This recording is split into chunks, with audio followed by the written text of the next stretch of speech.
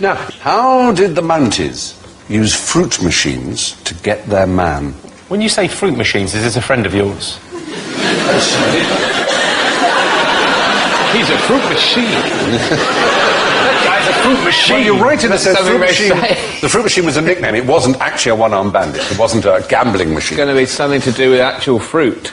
Is it? No, it is actually the meaning of it that Jimmy, in his rapacious and, if I may say so, politically wildly incorrect way, went for.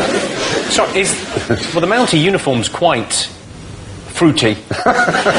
No, it's easy to forget with the Mounties. That's the Canadian police. If you're a policeman in Canada, you remember the Royal Canadian Mounted Police. Oh, that's all of them there. That's the So they have no unmounted police? Well, that must that must be difficult on raids in small flats. Ow, my head! Well, you should see the squad cars. Yeah. They're a mess, David. They are a mess. Well, imagine trying to chase a heroin addict up a small staircase on a horse. That's ridiculous.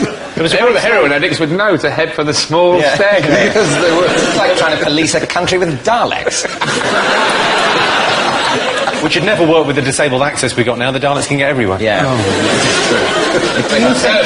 Jimmy, are you saying that you think that disabled access is a Dalek conspiracy?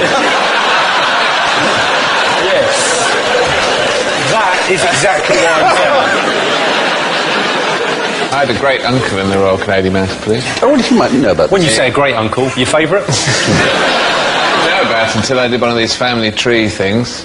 Oh, yeah. And he was in the First World War and he had his leg blown off. Oh. And he went to live in Canada and he became the chief constable of the Vancouver Canadian Mounted Police. Wow, amazing. I don't know if they were struggling for men. One advantage of being a mounted policeman is it's, you know, you don't need two legs. The horse has got four to do it all for you. Essentially, their whole police force has too many legs to start with. They've got 6 legs per policeman, which means they're policed by insects. That's not so silly, David. No, we come back to this fruit machine. In the Cold War period, they were worried in a lot of Western countries about civil servants. There'd been a few scandals about civil servants being blackmailed. For what reason?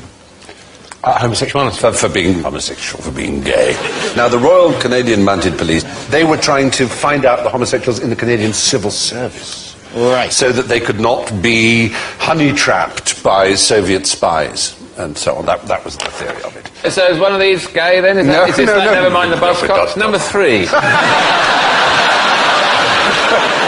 Was this before the RAF invented gaydar?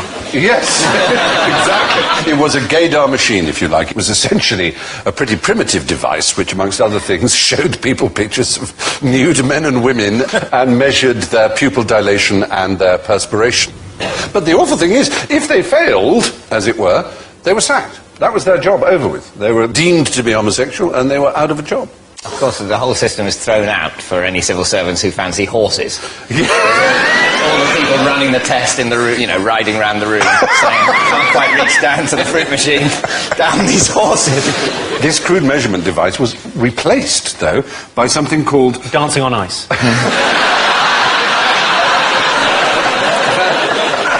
Do you like dancing on ice?